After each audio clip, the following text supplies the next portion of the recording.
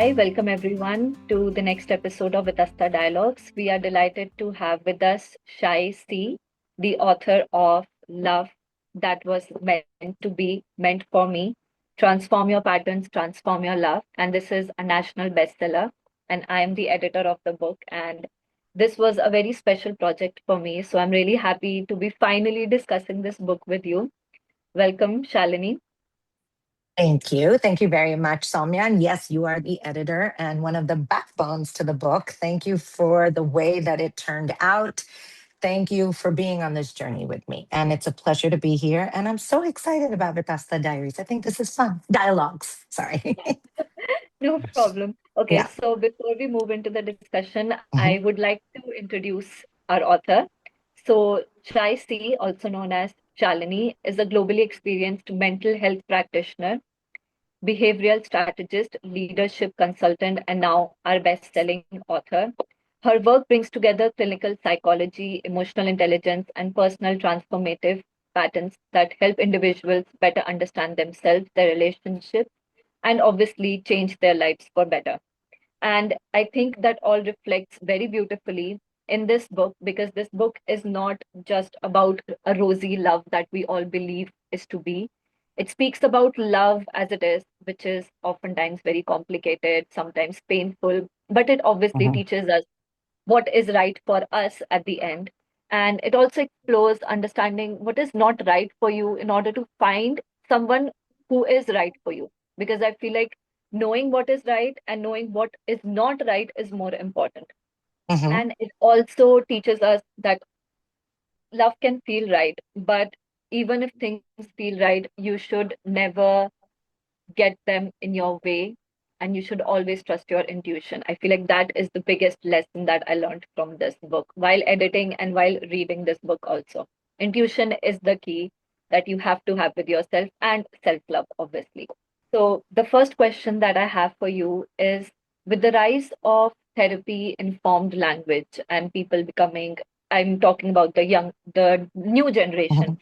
obviously relationships are messy, and they have been messy throughout the beginning, but with new generation being more aware and giving labels to certain type of relationships and seeking therapy, what do you think that people are now becoming more mindful, or they are becoming more over analytical and having so much boundaries, like strong boundaries, that they do not even want to form relationships anymore?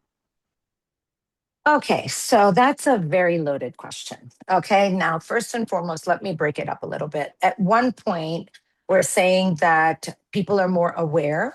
Okay, at the other point, we're also saying that relationships are messy and always have been. At the third point, we're saying that, therapy has become a tool. And at the fourth point, we're saying that boundaries are now more intense because suddenly people are coming to realizing that it's about them.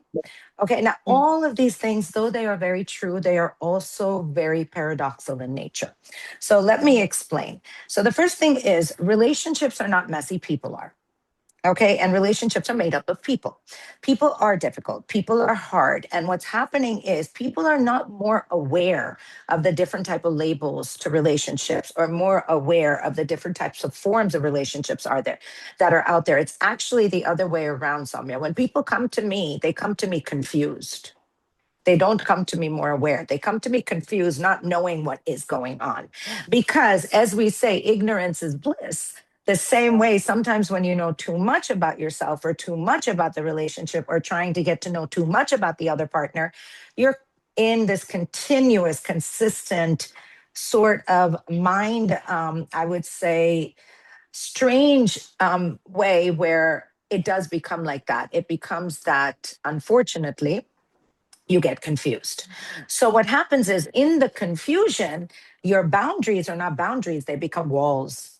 Yeah. You're shutting away from relationships rather than it being that relationships have not violated you, but the person has violated you. You mix that up so you stop having relationships. When in Mm. actuality, you need to just understand who you're having the relationship with. And Yeah. then the main factor over here is awareness. Awareness of the self, awareness of therapeutic models of treatment, awareness of all these things is great, but it's more application.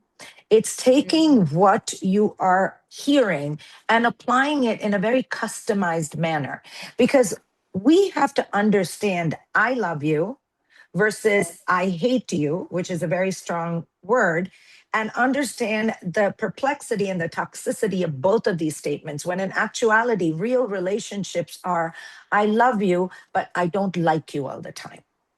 And that's Okay. okay. And that's Right. absolutely okay. It's okay to be in that state in a relationship. It doesn't mean you have to end the relationship. It Hmm. doesn't mean that the relationship has become messy. It doesn't mean that the relationship has gone and spiraled into such a stressful situation that you don't know what to do. You may Hmm. be confused, but that doesn't mean the relationship is. Okay. Does that answer your I think, question in a yeah. very So, roundabout manner? yeah. Okay. Yeah. So I feel Yeah. like communication is the key here. Communication is not the key. Okay. Apologies on correcting that. Effective communication is the key, and time communication. When, relationships get messy, when you shut down communication when you should be communicating, but also when you communicate when you need to shut it down for a little while. Hmm. Space is also equally important. So it's about effective communication, effective argument, effective listening, etc. And I feel like you have shared these things through episodes, and we will talk about the Mhm. writing style for now. So the Yeah. book is about love that was meant to be meant for me. And there's a Mhm. slash here because obviously what not everything that is meant to be Mhm. is true is right for us. Right. We all grow up with the thing that, oh, this is meant to be, you should be this way. And we Mhm. kind of understand relationship patterns from just observing. But Mhm. the biggest relationship are relationships that you first have with yourself, and then you form relationships that are meant Yeah. for you. And Absolutely. yeah, so you have written this book in episodes with case Mhm. studies in between, and I know that these case studies are real and the episodes are Mhm. also very real and personal. So can you share what was the writing journey? Was it difficult for you to write these episodes? And Mhm. like what was going on in your mind when you even named mm, episode one, episode two instead of just chapters? What's the Mhm. significance of an episode in a Mhm. person's life rather than just calling it a chapter? Okay. Very interesting. I'm really liking your questions, Omya. Okay. So basically, this book is a 200-page journal. Yeah. Literally a 200-page journal. I wrote it because I knew to become the psychotherapist that I wanted to be, to become the skilled emotionologist I wanted to be. And I use the word emotionologist because it's coined by me. It's literally the science of emotion. Okay. So emotionology is the science of emotion that I feel that I now am experienced at because I've experienced it all. Okay. Mhm. So the basic element was I wrote the book because I knew I had to release, process, heal, feel it to heal it in order to be the psychotherapist I wanted to be. Because if I had not felt it and had not healed it, I don't think I would have been able to give the level of processing that I do. My methodology of processing is very different. I don't believe in the basic let it go and move on. I believe in let it be and move forward. There are multiple different things in the book that you'll understand. Why did I call them episodes? Because the same way I always say relationships are based on pain and growing through the pain, not going through it, but growing through it. Going through it. Every episode will leave you with something. And you either are going to be left with every episode is going to leave you with something. And you are either going to be left with moments that are going to hold you back are moments that are going to help you evolve, such as evolution. So every episode was a significant moment that helped me evolve, the evolution of me. And that I feel was one of the reasons why I wrote it in that format to help everybody recognize that episodes are not chapters in your life. They're just moments, Mhm. but those moments are as impactful as Mhm. anything could be. But a chapter to me is a phase. A moment Okay. to me is exactly that. It's a moment. And moments, if we know something about them, they're not constant. They Yeah. will always move up and down. They are transient, they are transitional, and they Mhm. are literally moving from one to the other. And that is okay, because that is what life is about. Yeah. Okay. And I think that is why the writing style and the format and the reasoning behind it is as it is. Yeah. No, I completely understand. And we have case studies in this book also. And I feel like when you have Mm-hmm. case study, that kind of obviously you can see yourself in those case studies. Mm-hmm. Some element or other you can see yourself. And when you read those case studies, you feel like, okay, this is what Mm-hmm. I Googled, this is what I Mm-hmm. imagined, and now you have the case study presented in front of you when the patient comes to Mm-hmm. you, and the Mm-hmm. questions they ask, in the confusion state they come, and the therapy that you give them. Mm-hmm. The diagnosis is also very important, and what happens to them once they leave your room. How do they, because therapy ends after 1 hour, but Mm-hmm. the real work is when a person leaves that room and then they implement that knowledge or that understanding, that awareness in their real life. So I feel like Mm-hmm. case studies definitely add a lot of depth and emotional value to the book. They So do. yeah, I have I have two episodes that I want to talk about Mm-hmm. particularly. So in this book we go from feeling not enough, feeling Mm-hmm. like the person doesn't understand me, blaming the other person, then blaming Mm-hmm. yourself, being in a messy Mm-hmm. relationship, with messy people, I would rather say, then having unhealthy attachment styles. So I feel like that Mm-hmm. is something which we all struggle with daily. So Mm-hmm. my next question is, even if we know that we have unhealthy attachment patterns, how why do we still continue in a relationship or even in a friendship that you mentioned? Because in one of the case studies we have a friend who is a narcissist, Mm-hmm. Mm-hmm. and she knows, she understands the dynamics, but she still is not able to cope with it. And when once the acceptance come, obviously that comes with the price of no longer having that friendship. So how do people, so my question again, it's a very lengthy question, sorry for that.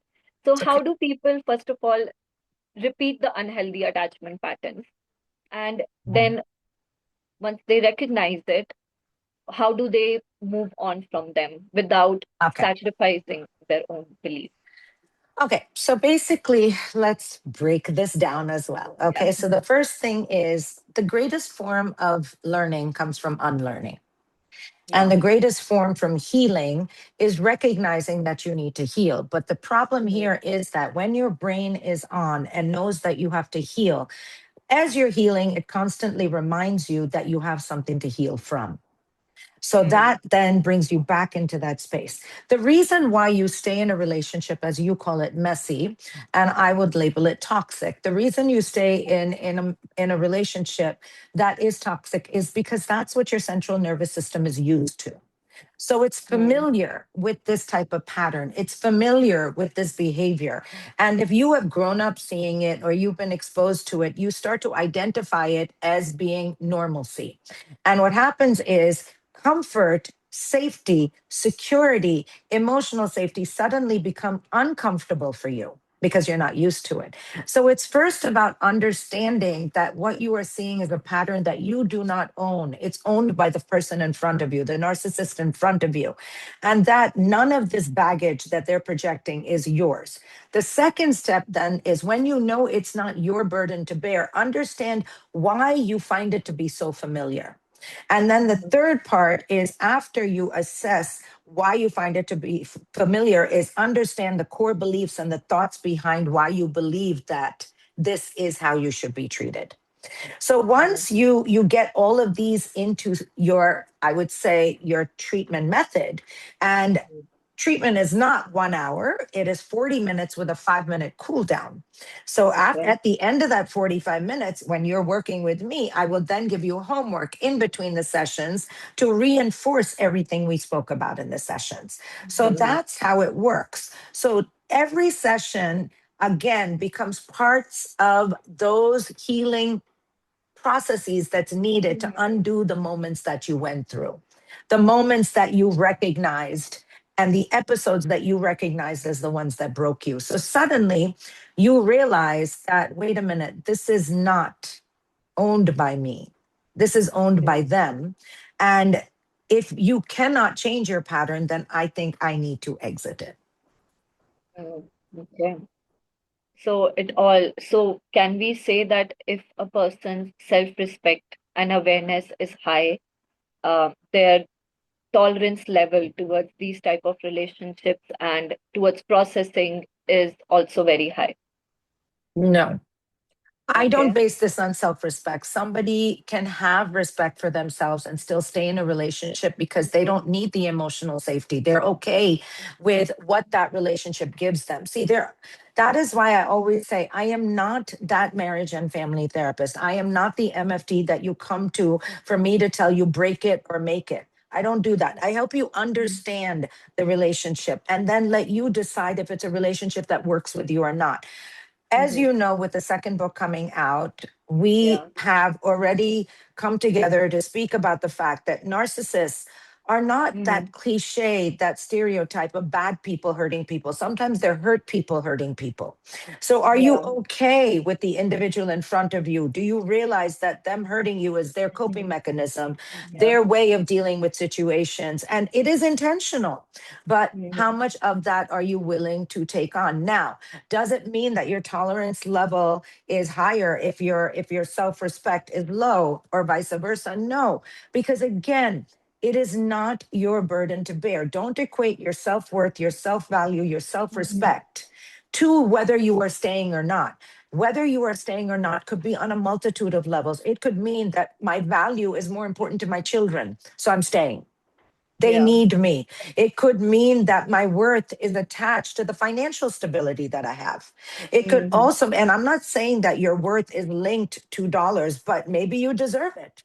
Maybe Yeah. you deserve that level of financial, fulfillment factor that you're getting. Why Mhm. not? You have every right to claim what is yours, and you have every right to unclaim what is not. Yeah.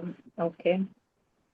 That's a And strong statement. I yeah, hope I don't get canceled one day, but no, it's a no, very no, strong no, statement. no. Yeah. I'm actually, the reason for me asking this is because we have a particular episode number 21, titled Words I Swallowed to Keep the Peace. So a lot Mm. of times we just We buy silence peace. ourselves. Yeah. And so how Yeah. does that impact a person? If, example, you are swallowing your words every time. So Hmm. does Okay. that impact you? Yeah. So the thing over here is the absolute of every time. We never Mhm. want to have always and never. We want to have balance. Okay. If you find yourself swallowing your words all the time, then we need to rethink exactly what self Mhm. issues you're going through. It is Okay. about the balance, Soumya. It's about when you decide to swallow the words to buy the peace. It's Okay. when you decide to not and to voice out. Like I said, communication is based on timeline and Timeline. effective communication. There's a strategy. There are two ways we move in life. You move with Mhm. emotion, you move with strategy.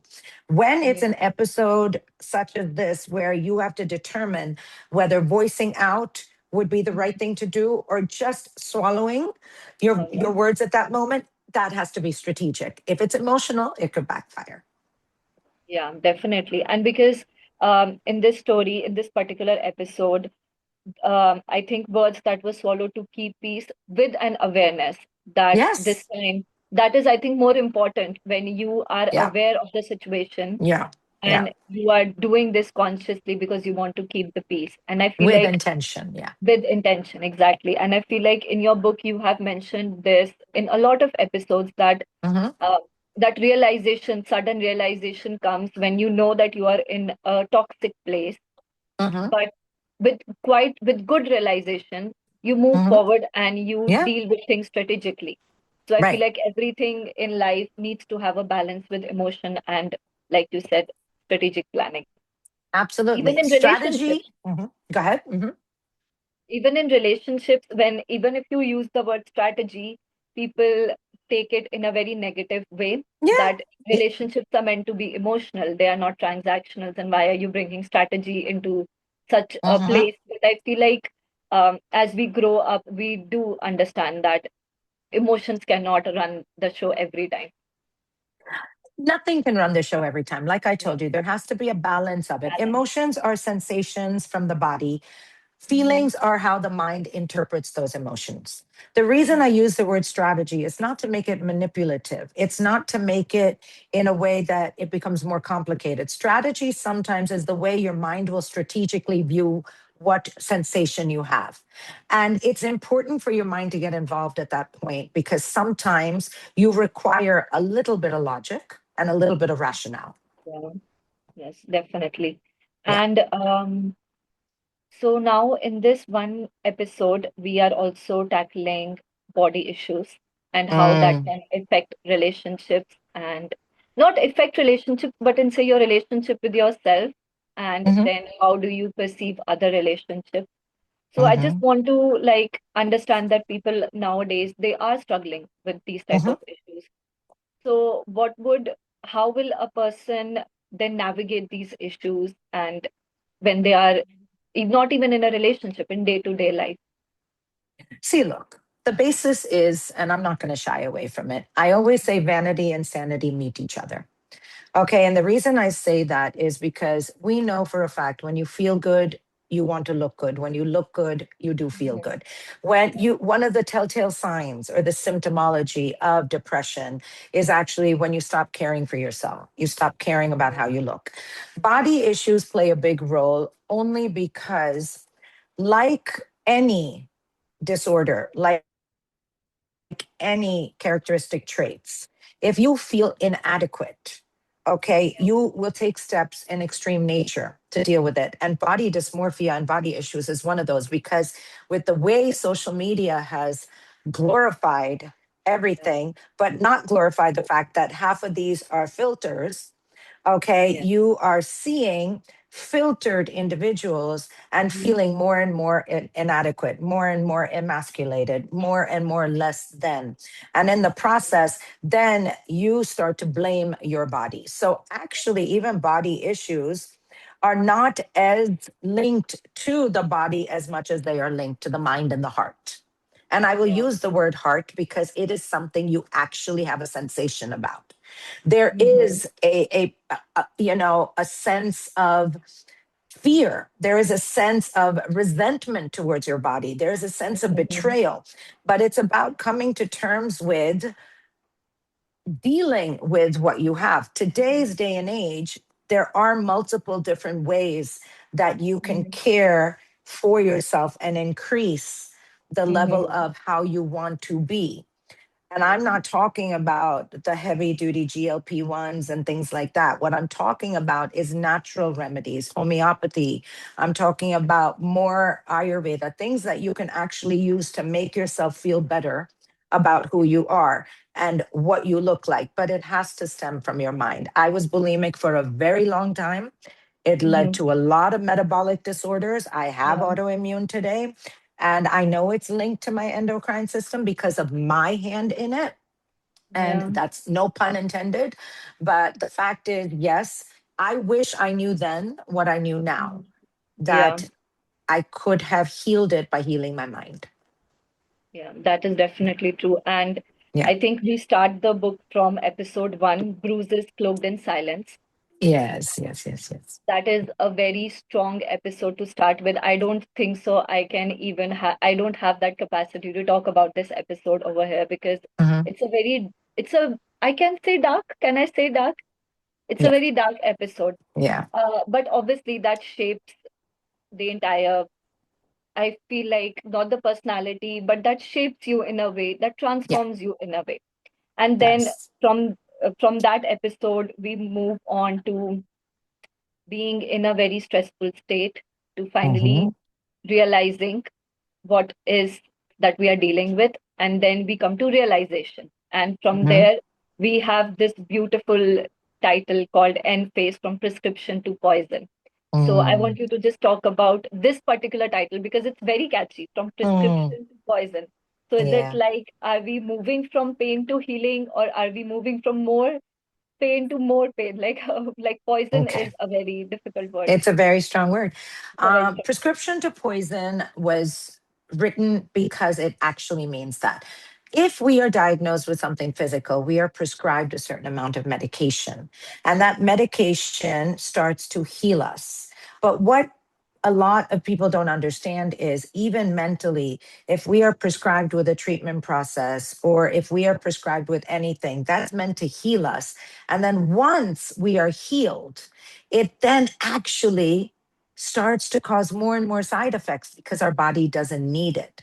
So, simultaneously, as we start healing in the journey of self love, if we start healing in the journey of self, I would say, I would say self indulgence, self care, self affection, self everything. We start to recognize that those trauma bonded relationships and friendships that we've had, they are yet in the trauma phase. We have healed. We originally came together because it was the prescription and the medicine we needed at that point. We needed somebody to understand us and to be with us on that level. Damage, damage, baggage, baggage, trauma, trauma. It was our connect. But as we heal, that trauma, that baggage, that level of angst, basically we come together with those individuals, but then we outgrow them because we Yeah. recognize, and I don't mean it in a bad way, but we recognize that our evolution pattern and our love for ourselves has Mhm. superseded where they're at in their life. And suddenly they become symptoms for us, side effects for us, trauma for us, guilt for Mhm. us. Again, Yeah. not my burden to carry. You Mm, know, there are yeah. two types of empathy, Soumya. There's effective empathy, where I will feel Mhm. the pain of my partner and help them through Yeah. it, and affective empathy, where I will feel the pain and make their pain my pain. Yeah. So you're So, distracted. Are you okay? yeah, I'm okay. So, I Mm. just have one last thing to say, to actually read from the book. And now this book ends with your verses, and we move Mm-hmm. from theories to poetry. And Mm-hmm. I just have four lines to share. It Mm-hmm. says, I am the validation, I am the acceptance, I am the new you. Believe in love for the love you love. And I think that pretty much sums up what the entire book is about. Absolutely. Thank you. Yeah. Mm. So we have some questions. If Sure. anybody wants to ask, If we have anybody just has any questions, any please go questions, ahead. please go They ahead. can even take my phone number and question me separately if they'd like to, if they don't want to talk about it on the group. So you let me know. No problem at Yeah, all. definitely. Hi, How are you? I'm good. How are you? I'm good too. I'm good too. Mom, I have a small question. You Sure. just talked about empathy right now in the relationship, right? Yes, yes. The other's pain is your pain, right? So, I would like, don't you think that my perception, I don't know, maybe I'm wrong in this, that it till what level we should take that? Because this might hurt you if we have that kind of empathy. That's why I said there's two types of empathy. The first one is that you can feel someone else's pain, but you help them. You don't make it your own pain. That is where the boundary should be. The second empathy is where you actually make their pain yours. And that is where the boundary is crossed and it could impact you. So it's better to understand that what they are going through is their pain and you can help them through it. But don't take their pain and make it yours. Imagine if I took my 150 clients' pain and made it my own. I wouldn't be able to function. I help them through their pain, but you don't make it yours. That's the boundary. Does that answer your question, Pai? Thank you so much. Thank you, mom. Thank you. Thank you. Do we have any more questions? I don't think we do. Because I was getting a lot of messages in between that please open it up for questions. Some That's people have, okay. I yeah, think I some think people people had are to shy. leave as well. Yeah. Yeah, no problem. Yeah.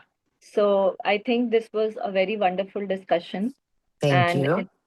it's always a pleasure talking with you and learning so many things that we on day-to-day basis don't even think about. That was the difference even between communication and effective communication and timely Absolutely. communication. Yeah. Absolutely. So Thank you for the session. Thank you very much. And thank you to Vitasta, to you, to Renu, always. I appreciate it. and we have a new book coming from you. We do. So We do. We It's going to have be, work yeah, in that book progress. already has a lot of people waiting for it. Yeah. Yeah. So that's coming A book out. on Huh? narcissism. It's a It's book a on book. narcissism, Narcissism. on the Yeah, science of narcissism. Yes, it is. it It is, and is. it's going to be a very heavy loaded book, but I think it Mm, will open up people's mind, maybe, it will. and even help them understand that not everything is black and white. It will. And it has some case studies in it as well. So it'll help you realize you're not alone. I don't think anybody would feel that they're alone when it comes to narcissism, but still. Yeah. Yeah. Okay.